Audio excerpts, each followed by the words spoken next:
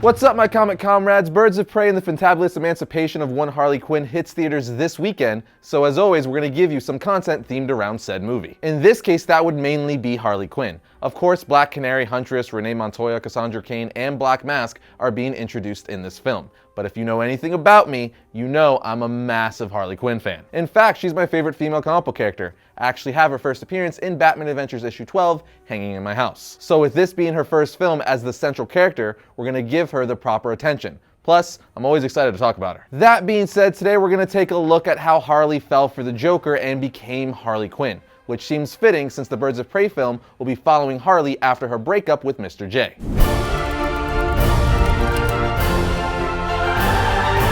Let's see how their relationship began. It all went down in the 64-page Batman Adventures one-shot titled Mad Love, which eventually got its own episode in Batman the Animated Series. Both of which were done by Batman the Animated Series co-creators Paul Dini and Bruce Timm. In any case, let's get into it. The comic starts off with Jim Gordon going to a dentist appointment, but when he sits in the chair, he realizes it's not his dentist, but instead the Joker. Jim tries to run away, but Harley Quinn shoots him with a contraption that ties him to the dentist chair. Joker then tells Gordon, "This doesn't look good at all. I'm afraid everything must go," as he's about to drill a hole in Gordon's head. Batman then breaks through the window and saves Gordon, but not before Joker and Harley get away. Back at the Batcave, Batman is talking to Alfred saying, "I wasn't able to nail him. He's slipperier than ever now that he has a playmate." Batman says, in her own way, Alfred, Harley Quinn's as crazy as the Joker. Her playful exterior hides an obsessive and dangerous mind. Not shockingly, Batman said it best. Most people think Harley is just all fun and games with a little bit of crazy. But no, it's a lot of bit of crazy. She's freaking insane and dangerous. Anyway, it's here we start getting a first glimpse of Harley Quinn's past. We learn that as a teenager, she won a gymnastics scholarship to Gotham State University,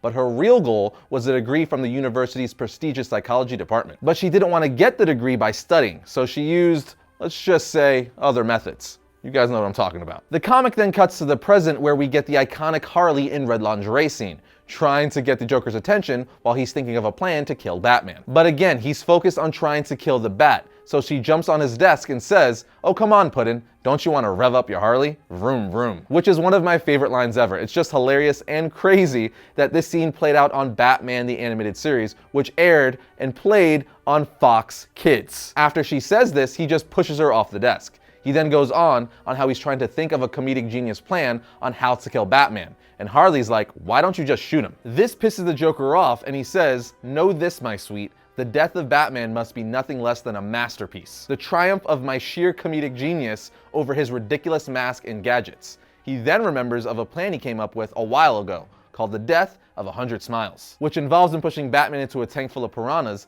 so that the last thing he sees is all those beautiful hungry smiles as they rip him to shreds. But he then remembers why he scrapped this plan, because he couldn't get the piranhas to smile. All those darling razor sharp teeth turned down and a permanent frown. The Joker continues to say, "Even my own Joker toxin couldn't get a giggle out of them." This depresses the Joker, so Harley comes crawling up to him again saying, "I know how to make some smiles, Puddin'." Dude, Harley is throwing herself all over him in lingerie nonetheless, but Joker still isn't having it. He's like, nope, and literally kicks her out of his lair saying, "Don't call me Puddin'," and slams the door in her face. Harley picks herself up in defeat and says, "Another night I get all dolled up, and another night I get the boot." Face it, Harl, this stinks. You're a certified nutso wanted by the law in 24 states and hopelessly in love with a murderous psychopathic clown. At what point did my life go Looney Tunes? How did it happen?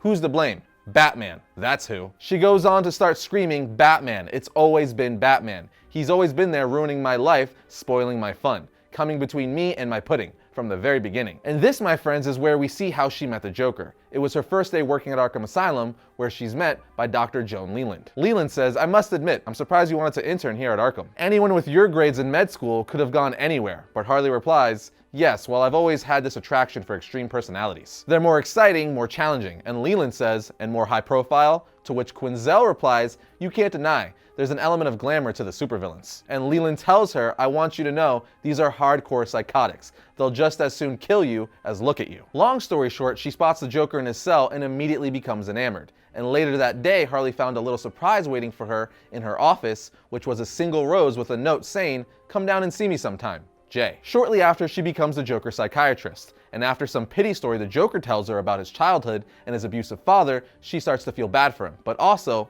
falls for him. After several sessions with the Joker, she says it soon became clear to her that the Joker, so often described as a raving homicidal madman, was nothing more than a tortured soul crying out for love and acceptance. A lost, injured child looking to make the world laugh at his antics. And there, as always, was the self-righteous Batman determined to make life miserable for my angel, as she said. Yes, I admit it, as unprofessional as it sounds, I had fallen in love with my patient. Of course the Joker would escape as he tends to do, and when Batman brought him back bloody and bruised, Harley Quinn was there waiting for Joker, pissed and crying over what Batman had done to him. So she went to a costume and novelty shop, bought some supplies, made a costume, and went back to Arkham and broke out the Joker, saying, "Knock, knock, Puddin'. Say hello to your new improved Harley Quinn." Harley would go on to have visions of what their life could be like together, like Joker reading the paper while she cooks dinner for their two children, who are trying to poison each other, with Batman's head mounted on the wall and Buster and Babs from Tiny Toons hanging from nooses from the ceiling. I spotted those Tiny Toon Easter eggs a while ago, and I was like, that's one hell of a twisted Easter egg. Brilliant, but twisted. Anyway, while the Joker was sleeping, she goes back into the lair and realizes a way to fix the Joker's death of 100 smiles. She then lures Batman to appear and stabs him in the neck with a sleeping drug. She then chains and hangs Batman upside down over a tank of piranhas. Batman is basically like, "What are you doing, Harley?" And she says, "To show Mr. J I could really pull off one of his gags. It's called the death of 100 smiles. But Mr. J gave up because he couldn't get the piranhas to smile. Then I had the bright idea of hanging the victim, that's you, upside down. That way, to you, it looks like they're smiling. Pretty clever, huh?" And Batman replies, "Brilliant." Batman then starts playing mind games with her, convincing her to call the Joker, because Batman knows if she tells the Joker that she has Batman tied up and ready to kill him, the Joker would not be happy, as that's his job. When Joker arrives, he busts the door open screaming Harley, and when she runs towards him, he of course gives her a backhand telling her, "Batman is mine. You had no right to interfere with my fun." But she tells him, "But it's still your plan, see? Everything just like you said, except I hung the guy upside down. So he'll see their little frowns as little smiles. Now it all works." But this only pisses the Joker off more, ripping up his plan saying, "Except you had to explain it to me. If you have to explain a joke, there is no joke. My jokes are elegant in their simplicity. You see them, you get them. You laugh, end of joke." You should have remembered what I told you long ago. It's one of the few real truths of comedy. You always take shots from folks who just don't get the joke. As he slaps her with a swordfish so hard, she flies through the 5th-story window, landing in an alley, where Renee Montoya finds her bloody body laying in a pile of trash. Meanwhile, Batman breaks free and defeats the Joker. The battle leads to them fighting on top of a train, at which point Batman punches the Joker off the train into a smokestack. Then in the last 2 pages of the comic, we see a news report in Arkham saying, "The body has not yet been found. It seems extremely unlikely that Gotham's clown prince of crime has survived his latest brush with the Batman and police. Still, he has been notorious for resurfacing when least expected." And as this is going down, a bandaged and bruised Harley is being wheeled to a cell in Arkham Asylum. And while laying her in bed, Dr. Leland says, "So tell me, Harley, how did it feel to be so dependent on a man that you'd give up everything for, getting nothing in return?" Harley says, "It felt like," while she's looking to her left, she sees a single rose with a note saying, "Feel better soon, Jay." She finishes her sentence by saying, "It felt like a kiss." The end. And that, my friends, is Mad Love. This is easily one of my all-time favorite comic book storylines and episodes from Batman the Animated Series. The twisted relationship with Harley and Joker has always been one of my favorite things in comics. I just think it's so intriguing / twisted and dark, yet fun, if that makes any sense.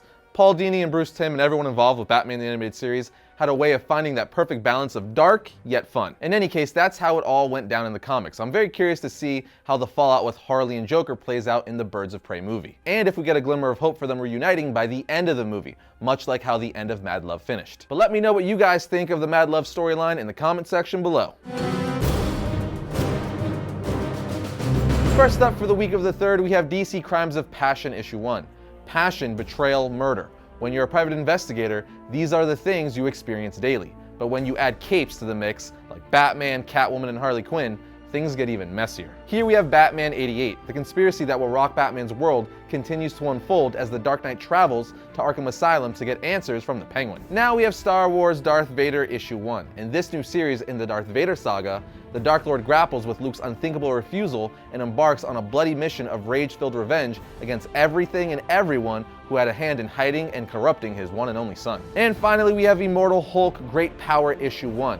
When Bruce Banner wakes up in the middle of the night without the Hulk, he thinks he's finally free. But the Hulk is immortal, and the night's not over yet.